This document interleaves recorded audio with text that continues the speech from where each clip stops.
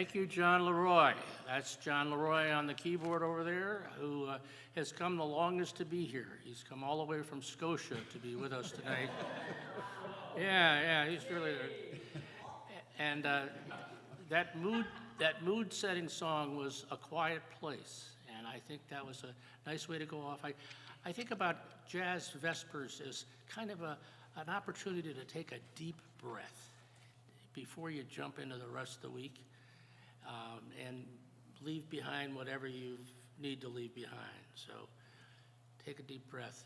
And our theme, actually John and I, we came up with summer, and we didn't know whether it was going to be summer wind, summer breeze, whatever it was going to be, but it's summer. So we can have a bit of flexibility with that. And I'm going to share one little thing before John starts to play again. In my garden, I have peonies. I have rose, red, and white peonies. I've never been able to get a peony in blue so I could have a flag in my garden, but I have peonies. And this is a poem by Mary Oliver about peonies. Think summer. This morning, the green fists of the peonies are getting ready to break my heart. As the sun rises, as the sun strokes them with his old buttery fingers, and they open, pools of lace, white and pink, and all day the black ants climb over them, boring their deep and mysterious holes into the curls, craving the sweet sap, taking it away to the dark underground cities. And all day, under the shifty wind, as in a dance to a great wedding, the flowers bend their bright bodies and tip their fragrance to the air and rise, their red stems holding all that dampness and recklessness gladly and lightly. And here it is again, beauty the brave, the exemplary, blazing open. Do you love this world? Do you cherish your humble and silky life? Do you adore the green grass with its hair just below? Are you in a hurry, half-dressed and barefoot, across the garden and softly exclaiming on their beauty, picking up the blooms and cradling them in your arms, white and pink? With their heaviness, their lush trembling, their graciousness to be one and perfect for a little while, before they are nothing forever. Peonies. Mary Oliver. Back to you.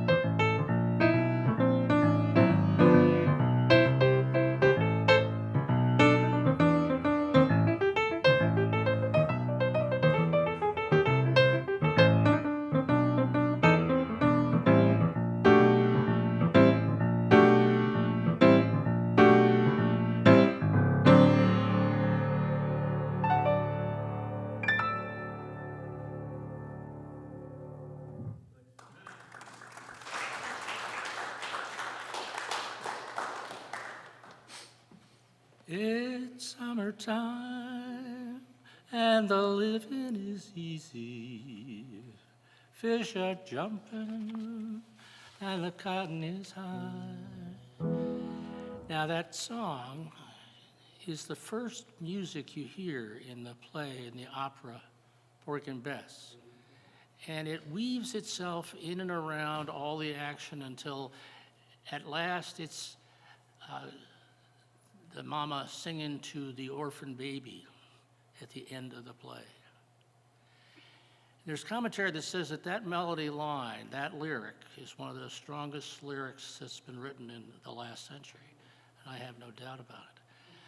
I have another insight that I got when I went Googling this, because I've sung this for a number of years and stuff. There's a fellow named Dubois Hayward, native of Charleston, author, playwright, and in 1917 or 1927, somewhere about that, he wrote a play called Porgy. And he set it in the Gula section of Charleston. The Gulas were a group of blacks that had never really acclimated to Western ways and spoke their African dialect and all that kind of stuff. And the Gershwin brothers heard about it, and they liked the idea, and they were looking for something that would be different. So they made a deal with Dubois. And his deal was, if I can help you write the lyrics, you can have my play. So he and Ira Gershwin wrote the lyrics to Porgy and Bess. And there's some evidence that says that maybe Dubois wrote Summertime. But I'll be so scandalous as to say that's only hearsay, so I'm not going to put that out there. But it's the evocative nature of that melody, and we've all heard it in other contexts. And John, when you played it in your upbeat way, we all treasured that. So thank you for that. And do you have any more treasures? I forgot the next song. There you go.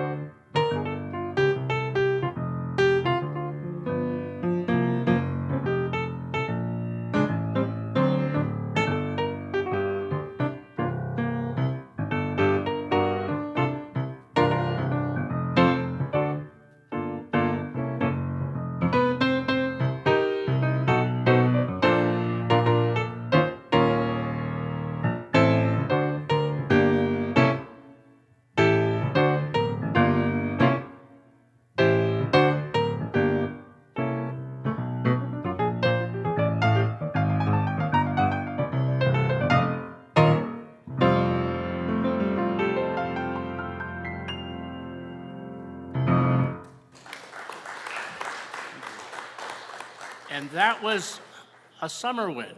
Yes, sir. That really was. And you just, boy, you're really charged up today, John. It's great, great, great. Next week at 5 o'clock, we have Jazz Vespers. And I must confess, I didn't check to see who was going to be here, but I think it's Peg Delaney and her husband doing things with Martel Spagnola, our new minister. And if you haven't seen Peg and Bill together with the sax player, you should show up. They're good. And Martel's pretty good too. So that's what's happening.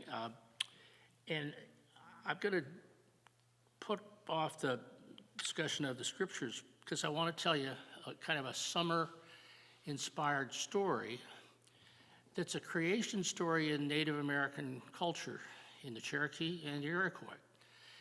And it goes like this. Long ago, when the world was new, first man and first woman lived together on a beautiful hilltop in a cabin with a view down the valley and the river, and they were wonderfully happy. First man would go out and hunt. First woman would tend the garden and clean the house and make sure everything was in readiness. And first man would come home.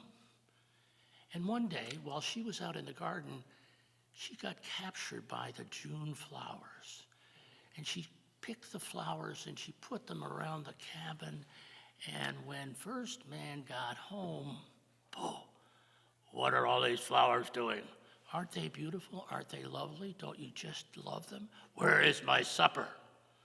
Don't you like my flowers? Where is my supper? And with that, she took her heel and stepped it down and turned and walked out the door. Now, if you're one of the only two people on earth and one of them has just left in a huff, what do you do? Exactly. First man starts to cry. Oh, I'm so sorry. I'm so sorry. I come back. I love your flowers. I love your flowers. And first woman was walking and she walked. And the first thing the Great Spirit did is he popped up some blueberries, figuring, a little sweet fruit. No, she just pushed through those blueberries. And he was crying behind her and he picked up some raspberries. And she pushed through those and she got scratched and the scratches made her hurt even worse. So Great Spirit doesn't know what he's going to do. So he thinks and he thinks, and and first woman comes and she's coming, and there's a meadow in front of her. And it sparkles. And she stops and she looks, and she kneels down, and she tastes, and the sweetness of the strawberry just reminds her of how she lived in love and harmony with first man. So she took another. And then she had a little pouch, and she started to fill the pouch with strawberries for first man. And first man came running up, and he was just glad that she stopped because he didn't think he'd ever catch her. And he said to her, oh, I'm so sorry, I hurt you, I spoke falsely, please forgive me. She says, oh, have some of these berries. They are just like our love. And ever since that day, in the land of the people of the Cherokee and the people of the Longhouse, whenever people come together in joy and love, like baptisms and weddings, strawberries are served because the Creator brought us strawberries that our lives might be sweet in the summertime.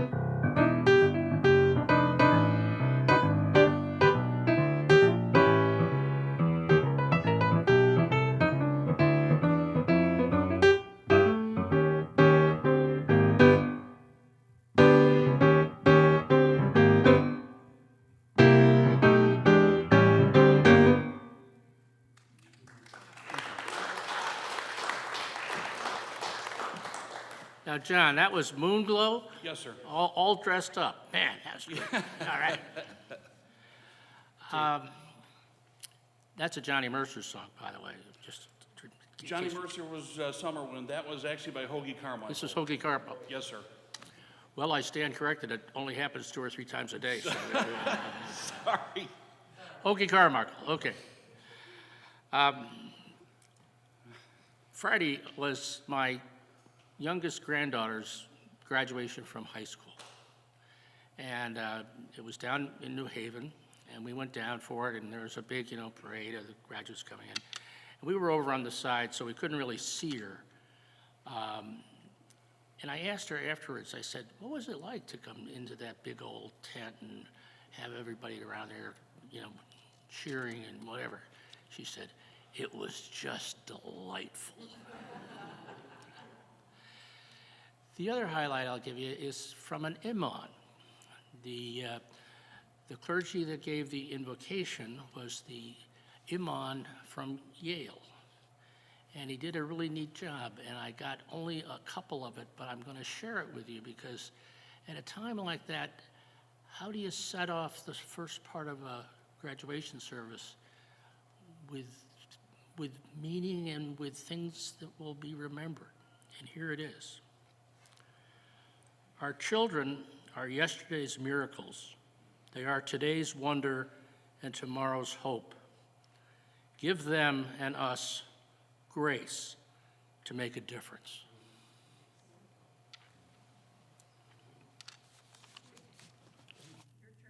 Oh, my goodness. Sorry. No, it's funny. I was just contemplating my next piece because it's a piece, it was a piece that originally was sung by Bette Midler from a movie, and it happens to be also my wife's name, and I wanted to take this opportunity because I don't get to that often. She comes to all my gigs. She comes to all my, it never fails, and she is literally the reason that I get to do what I do. I mean, I get to play professionally. This is all that I do. I mean, this and some housework. But I wanted to dedicate this to my wife, Rose, who I love very much.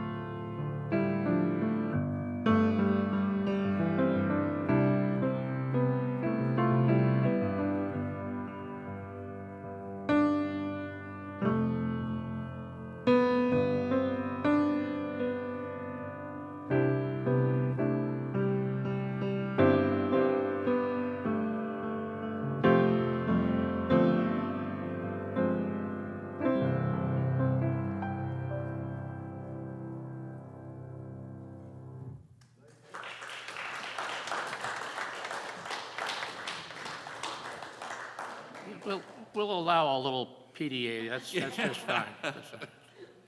It's the side with which the sun's love in the spring becomes the rose.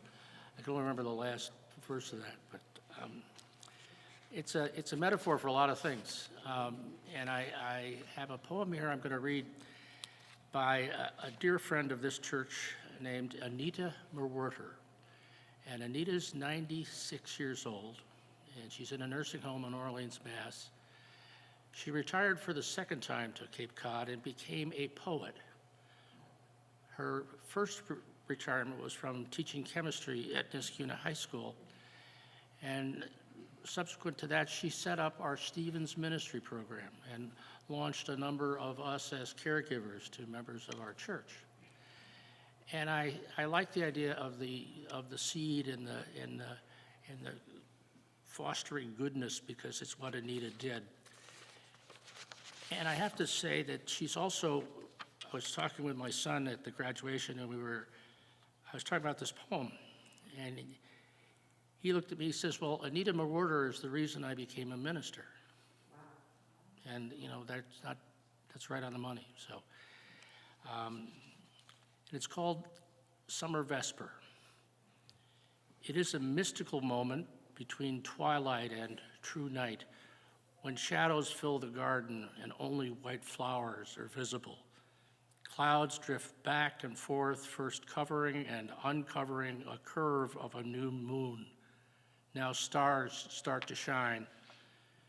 Near dusky bushes, fireflies mirror the stars, blinking in silent cadence to the music of the spears. I sit very still in my garden, longing to hear the voice of God, hoping this might be a thin place where heaven bends love to earth. Thank you for giving us a thin space, John.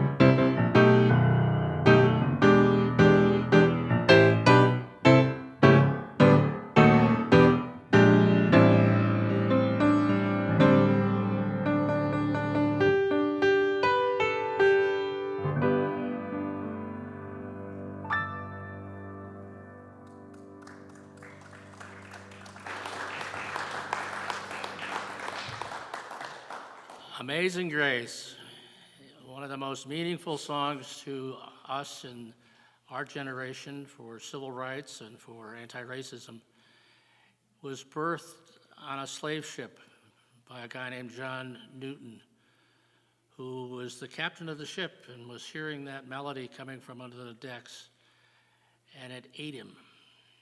And he became a Methodist minister doing revival work in England, and he couldn't get rid of that hymn until he wrote down the words. And that became Amazing Grace. And it's traveled all over the world. And I like to think that one of the other things is it's in the pentatonic scale that he wrote it, which means all the black keys. Yeah, it's true. Yep. Yep. Would I joke with you?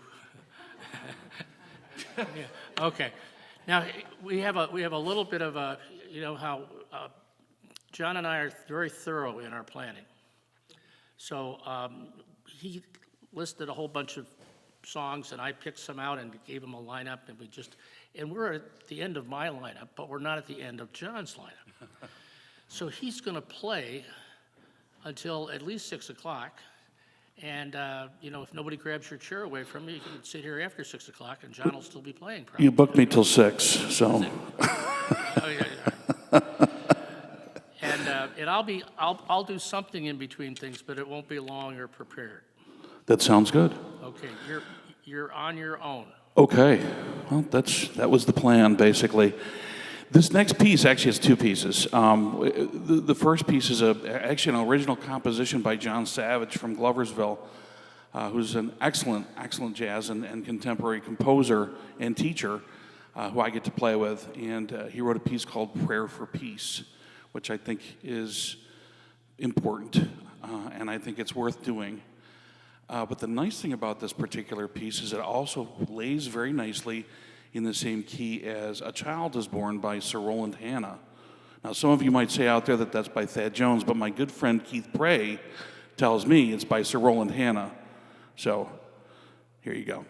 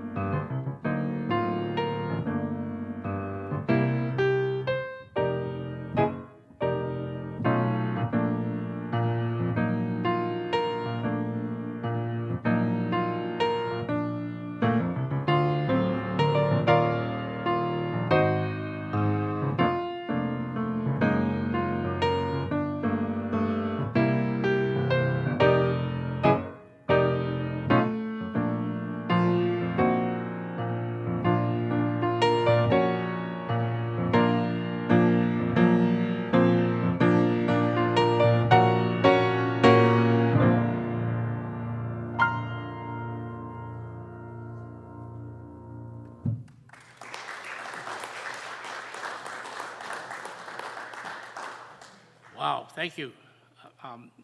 I did have one thing I forgot, so I'm going to just bring it up right now. Jazz Vespers is a self-sustaining program here at the First Reformed Church. We like to think that anyway. And if you would like to help us be self-sustaining, you can send a check to the First Reformed Church, 8 North Church, memo it to Jazz Vespers, or there's a little box out in the hall that says Jazz Vespers, and you can put something in there, and that will get to us. And we really appreciate it because this service, this outreach, this fellowship began with our previous minister, and he liked jazz, and it's been going, and we've kept it going, and we like to have you all here. So there you go.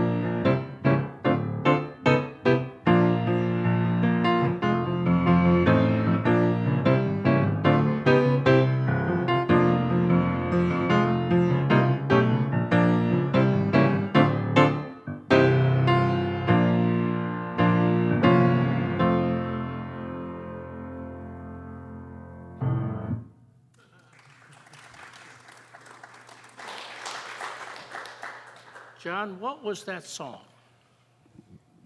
That was a piece called Jesus Draw Me Close by Rick Founds. Wow, that was just magnificent. I loved it. I didn't know what it was, but I loved it, so thank you for that. One of my favorite books that I use when I'm playing for church services is actually the worship real book. And there's some really great stuff. Yeah. So I've actually found some really nice stuff. Another gift from my wife. What's the name of the book again? The worship real book, or the real worship book. Real Worship Book. Yes. You can find it in Borders or Barnes & Noble, sorry. Dating myself now, sorry. Maybe we could just pause and say a little prayer. Heavenly Father, we come to you with deep gratitude for the blessings of a summer day, for sunshine, for warmth, for the inspiration of music in our hearts, for the fellowship of being together to listen to your music and to feel your presence. Heavenly Father, we come again with grateful hearts for your blessings, for your love. Help us to continue to reflect your love in the world we touch. Make that our aim. Make that our joy. Thank you, gracious, loving God, for all you do. Amen.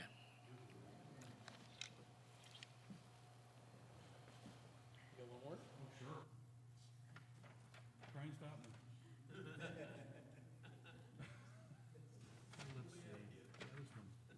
see. Yeah, put a muzzle on me.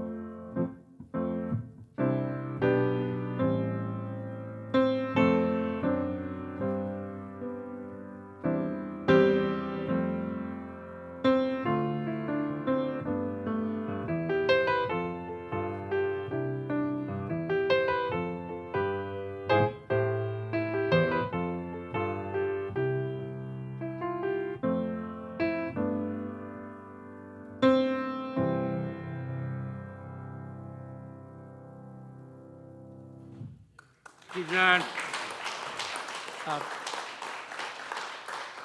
The gentleman over here in the corner, Zach Allen, is a wizard. And he's been doing his thing so that we could hear John and me, and the video went out to those online. And please put your hands together for Zach, because he's quite a guy.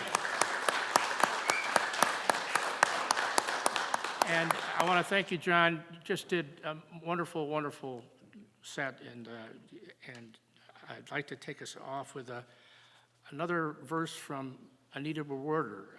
She went to Mount Holyoke, and somewhere in the 1990s, the college asked her to rewrite their hymn, and she did. And the first verse of it could be written about Schenectady, even though it was written about Mount Holyoke on the Connecticut River. So let this be our benediction. There's a light upon the mountains, and the rivers touched with gold, and my heart leaps high with gladness, with a joy it cannot hold. Praise to God for all his goodness, for his blessings on our days. May I walk the road with courage and with love in all my ways. Thank you, John. Thank you. Thank you, Zach. Thank you, Margie Geiger.